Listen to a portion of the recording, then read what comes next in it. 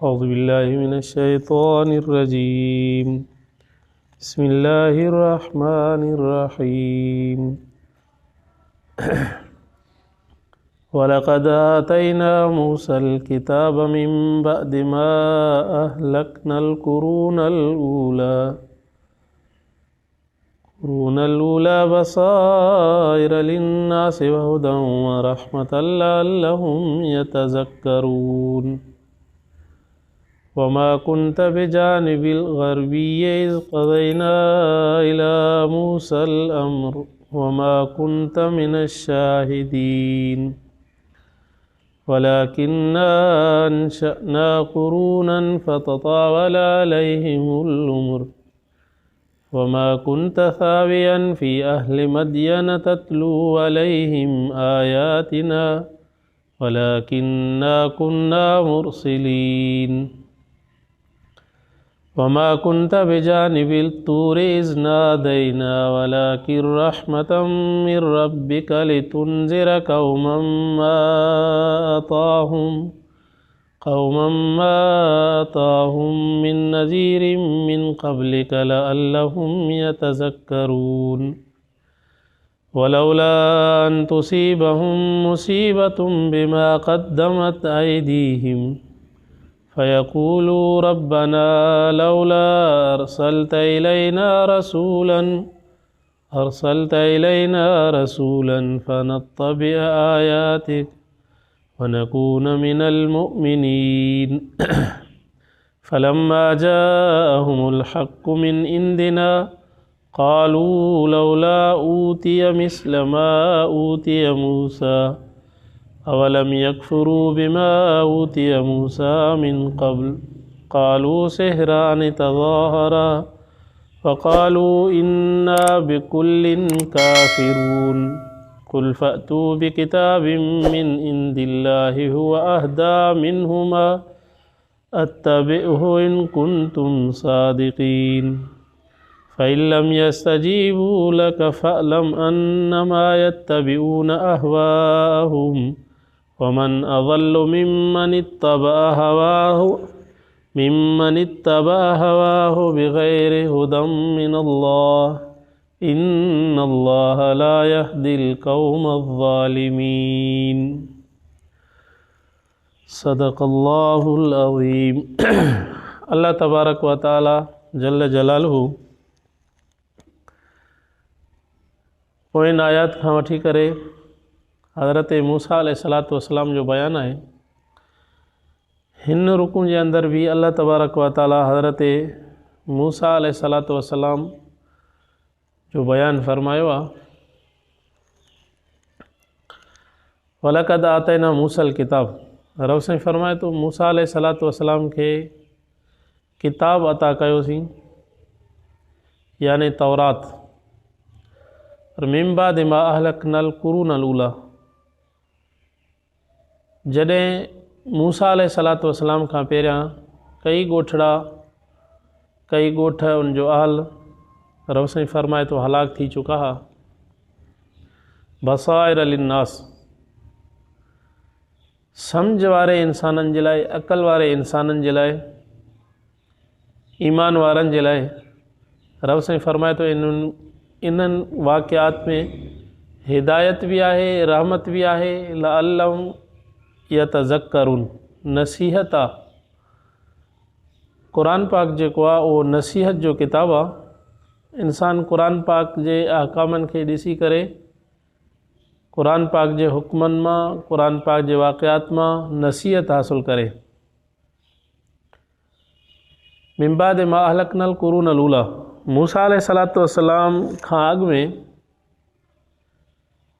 अलाए त केतिरा ॻोठ आसमानी अज़ाब में अची करे तबाह ऐं बर्बाद थी विया। उन्हनि जो अहल आसमानी अज़ाब में हलाक थी वियो। नूह अलैहिस्सलातु वस्सलाम जी क़ौम, आद जी क़ौम, समूद वारा, इहे सभई अल्लाह जे अज़ाब में हलाक थी विया। उहे ॻोठ तबाह ऐं बर्बाद थी विया। उनखां बाद में अल्लाह तबारक व ताला हज़रत मूसा अलैहिस्सलातु वस्सलाम खे मोकिलियो ऐं आसमानी किताब ॾिनई। जेको भी इंसान वक़्त जे नबी जे मथां ईमान आणे थो ऐं आसमानी किताब जे मथां पंहिंजी ज़िंदगी गुज़ारे थो, रब से फरमाए थो उहो इंसान हिदायत ते बि आहे, अल्लाह जी रहमत में भी आहे ऐं इहो इंसान आसमानी किताबनि मां नसीहत भी हासिल करे थो। जेसिताईं जिहाद नाज़िल न हुयो, जिहाद जे नुज़ूल खां अॻु में त आसमानी अज़ाब अचनि पिया क़ौमुनि जे मथां, क़ौमूं सॼियूं जी सॼियूं तबाह थी वञनि पियूं, ॻोठ हलाक थी वञनि पिया, तबाह ऐं बर्बाद थी वञनि पिया, गैराबाद वैरान थी वञनि पिया सभु। जिहाद जॾहिं अल्लाह ताला नाज़िल कयो त पोइ आसमानी अज़ाब उम्मतुनि जे मथां हिकदमि अचणु बंदि थी वियो। जो हिकदमि अज़ाब अचे ऐं सॼा जा सॼा ॻोठ तबाह थी वञनि, पोइ अल्लाह तबारक व ताला जिहाद नाज़िल फरमायो। काफ़र मुशरिक ऐं नाफ़रमाननि सां रब्बुल आलमीन हुकुम फरमाए त हाणे इन्हनि सां तव्हां जिहाद कयो। क़ुरान पाक जा जेके आकाम आहिनि, तक़रीबन मूसा अलैहिस्सलातु वस्सलाम जे जेके किताब तौरात में हा, क़ुरान पाक उन्हनि जे आकामनि जी ॼण हिफ़ाज़त थो करे पियो। अगरचे कौम यहूद नसारा पंहिंजे पंहिंजे किताबनि में अंदरि तब्दीली करे छॾियो, रदो बदल करे छॾियूं, पर अल्लाह तबारक व ताला जेको तव्हां असांखे क़ुरान पाक ॾिनो आहे, इहो क़ुरान पाक अॻियुनि किताबनि जे आकामनि जी, तौरात जी हिफ़ाज़त थो करे पियो ॼण। त नबी करीम सल्लल्लाहु अलैहि वसल्लम जॾहिं मौजूद मक्का ऐं मदीना में जेके यहूद ऐं नसारा हुआ, उन्हनि खे जॾहिं तबलीग शुरू कई त मूसा अलैहिस्सलातु वस्सलाम जो वाक़ियो रसूलुल्लाह सल्लल्लाहु अलैहि वसल्लम उन्हनि जे साम्हूं रखियो ऐं अल्लाह तबारक व ताला नबी अलैहिस्सलातु वस्सलाम खे बतौर वही जे मूसा अलैहिस्सलातु वस्सलाम जो वाक़ियो बयानु करे ॿुधायो। फरमायो त मा कुन्त बिजानिबिल ग़रबी इज़ क़ज़ैना इला मूसल अम्र। त नबी अलैहिस्सलातु वस्सलाम खे अल्लाह ताला फरमाए तो तू उन वक़्त में मौजूद न हुए जॾहिं मां मूसा अलैहिस्सलातु वस्सलाम जे मथां किताब पे नाज़िल कयो। तूरे सीना ते बीही करे मूसा अलैहिस्सलातु वस्सलाम अल्लाह तबारक व ताला सां कलाम कयो। तूरे सीना ते मूसा अलैहिस्सलातु वस्सलाम खे जॾहिं अल्लाह तबारक व ताला तौरात नाज़िल कयो ऐं तौरात मिलियो मूसा अलैहिस्सलातु वस्सलाम खे, फरमाए तो वमा कुन्त मिन शाहिदीन, तू उन वक़्त में हाज़िर ई न हुए। मां रब तोखे वही कया तुंहिंजे मथां ऐं मां रब तुंहिंजे मथां मूसा अलैहिस्सलातु वस्सलाम जो वाक़ियो ज़ाहिर खोले करे ॿुधायो आहे। वलाकिन्ना अंशाना कुरूनन, उनखां बाद में हले त केतिरा ॻोठ पैदा थिया, अल्लाह तबारक व ताला इंसान पैदा कया, केतिरा ई ॻोठ आबाद थिया। फततावला अलैहिमुल उम्र, उन्हनि जूं उमिरियूं बि अल्लाह तबारक व ताला डिघियूं कयूं ऐं उन्हनि ताईं आकाम बि पहुता शरीयत जा। मूसा अलैहिस्सलातु वस्सलाम जी नबूवत जो पैगाम उन्हनि ताईं पहुतो। मूसा अलैहिस्सलातु वस्सलाम जी किताब तौरात जा आकाम उन्हनि ताईं पहुता, पर उन क़ौम जेको आहे सो अमल करण खां पोइ बि जवाबु ॾिनो। वमा कुन्त सावियन फी अहल मदयन, रब साईं फरमाए तो ऐं सोना तूं उन वक़्त में मदयन जे इलाइक़े में रहंदड़ बि न हुए जो उन्हनि जे मथां के आकाम जेके नाज़िल थियनि पिया, ततलू अलैहिम आयातिना, जेके आयात उन्हनि जे साम्हूं पढ़िया वञनि पिया, तूं मौजूद न हुए। लाकिन्ना कुन्ना मुरसिलीन, रब साईं फरमाए तो मां अंबिया किरामनि जो सिलसिलो जारी रखियो। अंबिया किराम मूं रब जे तरफ़ खां आकाम खणी करे क़ौम ताईं पहुचाईंदा रहिया, पर क़ौम मञण खां पोइ बि जवाबु ॾिनो। वमा कुन्त बिजानिबि तूर इज़ नादैना, रब साईं फरमाए तो उन वक़्त में सोना तूं मौजूद न हुए जॾहिं तूरे सीना ते मां रब मूसा अलैहिस्सलातु वस्सलाम खे आवाज़ो ॾिनो। लेकिन अल्लाह रब्बुल आलमीन जे तरफ़ खां तुंहिंजे मथां रहमत लितुनज़िर क़ौमम मा अताहुम मिन नज़ीर, फरमाए त क़ुरान पाक नाज़िल कयो मां तुंहिंजे मथां। आसमानी वही अचे थी पई, जिब्राइल अलैहिस्सलातु वस्सलाम पैगाम खणी अचे थो पियो, महज़ इन जे करे त नाफ़रमान क़ौम खे ड्रेजार अल्लाह रब्बुल आलमीन जे अज़ाब खां। जेके अॻु में अंबिया किराम आया, उन्हनि अंबिया किरामनि बि अची करे पंहिंजी पंहिंजी क़ौम खे अल्लाह जे अज़ाब खां ड्रेजारियो। आसमानी किताब पढ़ी करे ॿुधाया, तबलीग उन्हनि किताबनि जी अंबिया किरामनि कई। सिर्फ़ु महज़ मक़सदु इहो आहे त लअल्लहुम यतज़क्करून, क़ौम जेका आहे नसीहत हासिल करे, क़ौम अल्लाह जे ॾसिल रस्ते ते हले। अंबिया किराम जेके अल्लाह जे तरफ़ खां वही खणी करे पहुचाइनि था पिया उम्मत ताईं, तो मक़सदु इहो आहे त इंसानु अलाह जी नाफ़रमानी खां बची वञे। अलाह जी नाफ़रमानी जेकॾहिं इंसानु कंदो त पोइ अलाह जे अज़ाब में ग़र्क़ थी वेंदो। पर अलाह तबारक व तआला फरमाए थो मां इन ॻाल्हि जे मथां बि त क़ादिर आहियां, लौला अन तुसीबहुम मुसीबतुम बिमा क़द्दमत ऐदीहिम, उन्हनि जे हथनि जी जेका कमाई आहे, यानी बुरा अमाल जेके उन्हनि कया, वक़्त जे नबी जे मथां ईमान न आंदऊं, आसमानी आकामनि ते न हलिया, अंबिया किरामनि जूं नाफ़रमानियूं कयूं, अंबिया किरामनि खे तकलीफ़ूं ॾिनऊं, अंबिया किरामनि खे इज़ायूं, मां रब जेकॾहिं उन्हनि जे मथां अज़ाब आणियां बग़ैर इन जे जो कंहिं बि क़ौम ॾे को नबी अचे, ईअं जेकॾहिं मां रब से फरमाए थो उन्हनि जे इन्हनि हथनि कयल कमाई ते जेकॾहिं अज़ाब आणिया हा, त पोइ इहे चई सघनि पिया लौला अरसलत इलैना रसूलन, तूं असां ॾे को नबी मोकिले हा, को रसूल मोकिले हा, फनत्तबि आयाति, पोइ असां तुंहिंजे आयात जी ताबेदारी कयूं हा, असां उन नबी जे मथां ईमान आणियूं हा, असां उन आसमानी किताबनि जे मथां ईमान आणियूं हा, ॾसिल रस्ते अंबिया किरामनि जे ते हलूं हा, तुंहिंजे अहकामनि जे मथां अमल कयूं हा, वनकून मिनल मोमिनीन, असां त पका ठका मोमिन हुजूं हा। त रब से फरमाए थो मां इन्हनि जी इन हुजत खे ख़तमु करण जे करे मतां कोई बि काफ़र मुशरिक मूं रब जे साम्हूं इहा हुजत पेश करे त अंबिया किराम न आया असांजे आसमानी आकाम न आया, असांजे को नबी न आयो, असां वटि को आसमानी किताब न आयो, जे अचे हा त असां जेको आहे सो उनजी ताबेदारी कयूं हा, असां पका ठका मोमिन हुजूं हा। रब से फरमाए थो इन हुजत खे ख़तमु करण जे करे मां रब तूं मुहम्मद मुस्तफ़ा खे नबूअत ॾिनी आहे, अंबिया किरामनि खे मां क़ौम ॾे मोकिलियो आहे, उम्मतुनि ॾे मोकिलियो आहे, तां त को बि इंसानु क़यामत जे ॾींहुं इहा हुजत पेश न करे सघे त असां ताईं अंबिया किरामनि जो पैगाम न पहुतो, असां ताईं को आसमानी किताब न पहुतो, जे पहुचे हा त असां उनजे मथां अमल कयूं हा। रब से फरमाए थो इन हुजत खे ख़तमु कंदे मां रब अंबिया किरामनि जो सिलसिलो मोकिलियो, अंबिया किराम क़ौम ताईं मूं रब जा अहकाम पहुचाइनि था। जॾहिं नबी अलैहिस्सलातु वस्सलाम खे अल्लाह तबारक व तआला नबूअत अता कई, का फलम्मा जाअहुमुल हक़ मिन इंदिना कालू लौला ऊतिय मिस्ल मा ऊतिय मूसा, उहे साफ़ चवणु लॻा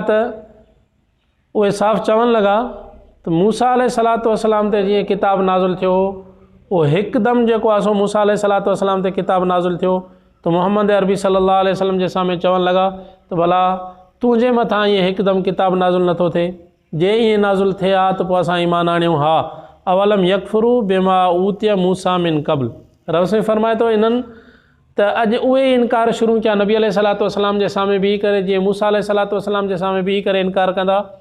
मूसा अलैहिस्सलातु वस्सलाम खे अल्लाह तबारक व तआला जेके मौजज़ात अता कया त आसमानी किताब हिकदमि मिलियो, मूसा अलैहिस्सलातु वस्सलाम खे अल्लाह ताला लठ जो मौजो अता कयो, मूसा अलैहिस्सलातु वस्सलाम खे अल्लाह तबारक व तआला हथ जो मौजो अता कयो, बग़ल में हणी करे ॿाहिरि कढे पियो त हथ रोशन, लठ खे जेकॾहिं मूसा अलैहिस्सलातु वस्सलाम फिटी करे पियो हेठि ज़मीन ते त लठ नाक बणिजी वञे पई। उहे चवणु लॻा त मिस्ल मा ऊतिय मूसा, अवां बि अहिड़ा ई त मौजा आणियो जीअं मूसा अलैहिस्सलातु वस्सलाम खे अल्लाह तबारक व तआला अता कया।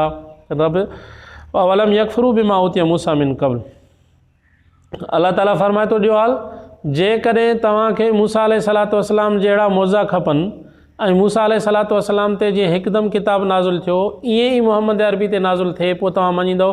छा तव्हां मूसा अलैहिस्सलातु वस्सलाम जी ॻाल्हि मञी?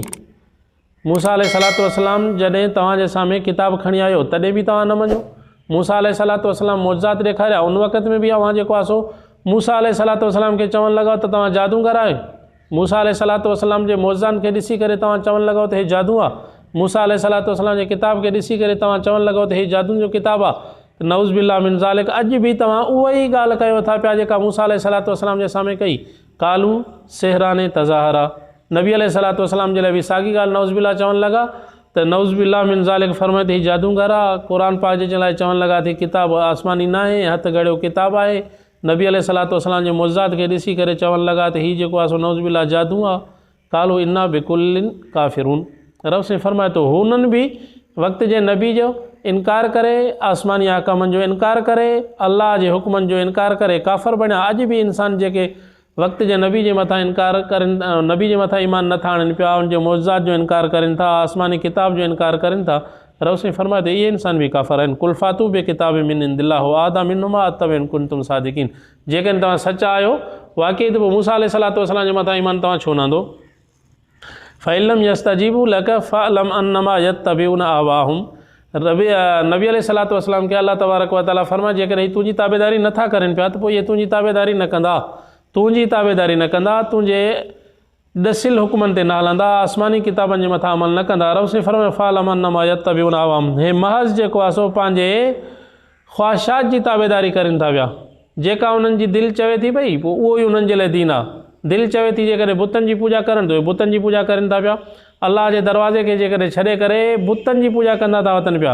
हथ गड़िया पत्थर, उहे पत्थर खणी वरी पत्थरनि जा पंहिंजा माबूद बोता ठाहे वरी उन्हनि जे साम्हूं इज़त वारी पेशानी झुकाइनि था पिया। रब से फरमाए अन्नमा यत्तबिऊन, इहे त पंहिंजे ख़्वाहिशात जी ताबेदारी करनि था, इहा ईअं उन्हनि जी जीअं दिलि चवे थी उहा उन्हनि जे लाइ माबूद बणिजी वञे थो पियो। वमन अज़ल्लु मिम्मन इत्तबा हवाहु बिग़ैर हुदम मिनल्लाह, रब से फरमाए थो भला जेकॾहिं कंहिंखे अल्लाह तबारक व तआला गुमराह करे, अल्लाह उनजे मुक़दर में हिदायत लिखी न आहे त पोइ केरु उनखे हिदायत करे सघे थो छा? तंहिंजे करे हिदायत जेका आहे उहा अल्लाह तबारक व तआला जे हथ में आहे।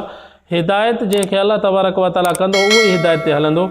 इन्नल्लाह ला यहदिल क़ौम ज़ालिमीन, ही ज़ालिम क़ौम जेका वक़्त जे नबी खे इज़ाए थी पई, ज़ालिम क़ौम जेका आसमानी हुक्मनि खे नथी मञे पई, आसमानी किताबनि जे मथां अमल नथी करे पई, रब साईं फरमाए थो एॾो इंसान जेकॾहिं ज़ालिम बणिजी करे वक़्त जे नबी जी मुखालिफ़त करे, वक़्त जे नबी खे इज़ाए थो पियो, आसमानी हुक्मनि ते नथो हले, आसमानी किताबनि जे मथां अमल नथो करे, त ज़ालिम आहे, मां रब क़ौम ज़ालिम खे हिदायत ई न कंदो आहियां। दुआ कयो अल्लाह ताला तव्हां असांखे सिधे रस्ते ते हलण जी तौफ़ीक़ अता फ़रमाए।